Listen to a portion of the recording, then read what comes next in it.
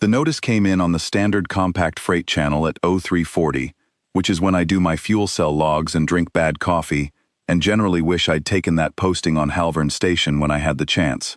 22 years out here on Depot Carath Outer will do that to a man. You start cataloging regrets around year 3, and by year 22 you've got them sorted, ranked, and cross-referenced. The notice was 3 pages of Vethar Reclamation Bureau boilerplate. I read it twice, which is 2 more times than it deserved. The short version, Depot Carath Outer, had been classified, on the Vethar Bureau's navigational charts, as Condemned Salvage Zone 7 through 11, a cluster of uninhabited, structurally degraded waypoints along the outer Carath corridor. The Bureau had filed a reclamation order 17 years ago under the Compact's vacant property statute. They were coming to execute it. They estimated the clearance would take 4 days. I set down my coffee. Then I went to find my senior logistics coordinator, Preth Austin, who had been running Carath Outer's Bay 4 freight rotation for 11 years and had the disposition of a woman who had heard every possible bad idea and filed them all under "not my problem." I told her what the notice said. She looked at me for a moment. "Condemned salvage zone," she said. "That's what it says." She looked out the observation window at Bay 4, where 3 bulk haulers were mid-load and a 4th was queuing on the approach lane, their running lights strung out across the dark, like a very organized string of holiday decorations. She said, and went back to her manifest. That seemed about right. The Vethar clearance team arrived 2 days later, 1 reclamation cutter, 1 survey vessel, and a personnel transport carrying what I counted as 14 inspectors in matching pale gray environmental suits. The Vethar are tall, multi-jointed, and possess a facial structure that defaults to an expression of mild distaste even when they're in a perfectly good mood, which made it hard to tell how they felt about Depot Carath Outer at first. About 40 seconds after they docked, it became much easier to tell. The team lead introduced herself as Director Vethkor Sene of the Bureau's Outer Corridor Reclamation Division. She had a data slate, a team of inspectors with scanning equipment, and the practiced confidence of someone who had cleared a lot of vacant lots. I offered her coffee. She looked at the pot, then at me, then declined in a way that managed to be polite and devastating simultaneously. Then she looked past me into the depot floor. Bay 1 was running a full shift, 43 personnel, 2 overhead crane systems active, a consignment of refined hull plate being broken down and sorted for onward transit to 6 separate destination codes. Bay 2 had a fuel cell exchange in progress. Bay 3 was processing a livestock feed order out of the Halvern Agricultural Collective, which smelled exactly like you'd expect, and which the inspectors discovered approximately 8 seconds after they spread out across the floor. I watched Director Sen make a note on her slate. She made several notes, actually. I didn't read them. I had a general sense of their content from the expressions on her team's faces as they moved through the bays. That particular combination of studied professionalism and genuine, involuntary bewilderment that you see on people who have been told they're walking into an empty building and have opened the door onto something considerably louder. One of the junior inspectors stopped next to a stack of Halvern standard freight containers, 18 high, color-coded by destination, running about a quarter kilometer along the Bay 3 wall, and stared at them for a while. Then he scanned them. Then he looked at his scanner. Then he scanned them again. He found me about 10 minutes later. "These containers," he said. This is current freight." "Yes," I said. "Active manifests." "That's correct." "Going where?" I gave him the short list. Halvern Prime, the Keth Agricultural Stations, the Soreth Processing Relay, Veth Corridor 7 through 12, and 4 outer system destinations. I had to look up because I never can remember whether it's Dareth 9 or Dareth 11 that takes the processed grain, and I've been sending it for 9 years. He wrote it all down. He had the expression of a man doing arithmetic that wasn't coming out the way he expected. Director Seni found me an hour later in the operations hub, which is a glass-walled room above Bay 2, where I do most of my paperwork, and all of my staring out at the floor wondering how everything got so complicated. She had completed her survey.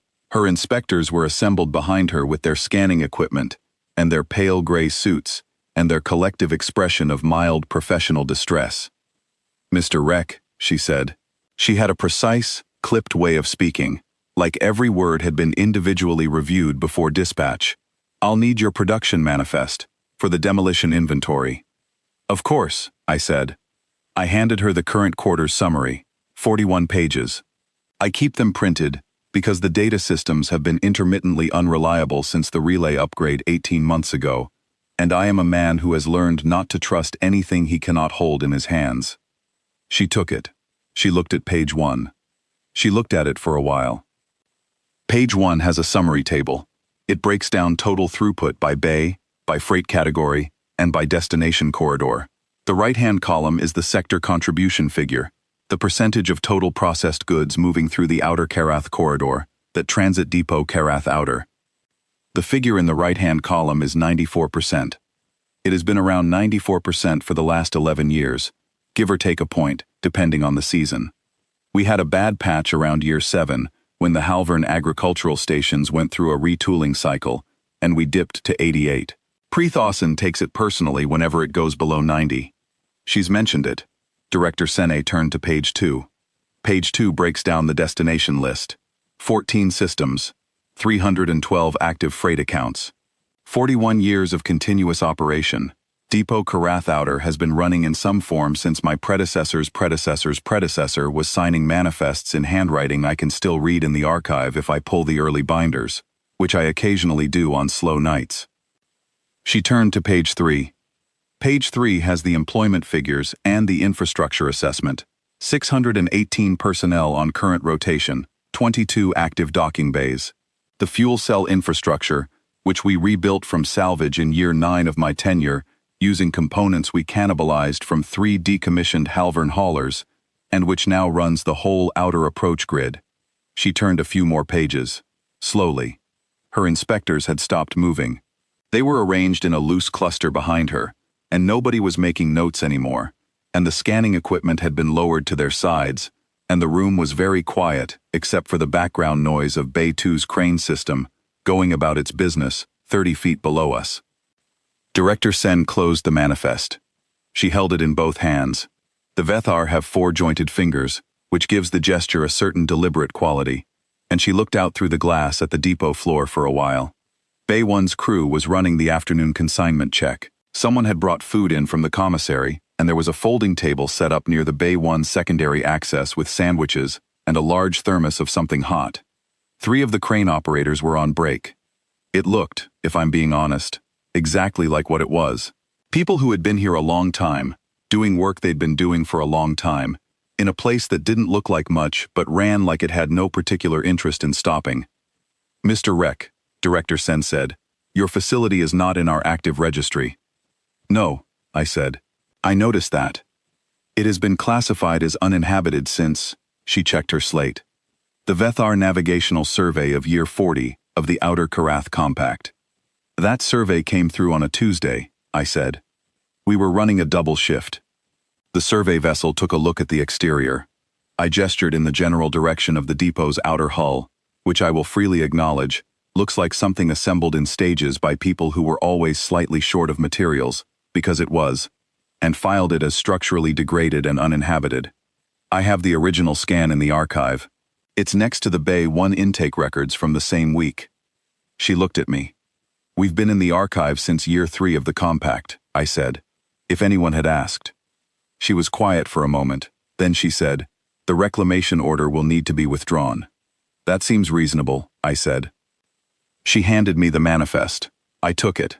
She picked up her data slate and made a notation that I didn't read, and then she turned and walked out of the operations hub, and her 14 inspectors followed her in single file, and I watched them cross Bay 2 and reboard their transport and seal the hatch. Preeth Austin appeared in the hub doorway. She was eating a sandwich. "Well?" she said. "They're withdrawing the order." She nodded, which is the most enthusiasm she displays about any good news. Then she looked out the window at the bay floor. "Bay 3's got a hold on the Soreth consignment," she said. "Connector issue. Probably 2 hours. Get Talith on it." "Already did." She left. I sat down, found my coffee, and drank it, cold as it was. Outside, the Vethar reclamation cutter undocked from the outer ring and pushed away from the depot. running lights blinking in the dark, growing small. The Bay 1 crane started its next lift. Some days that's all the satisfaction a man needs.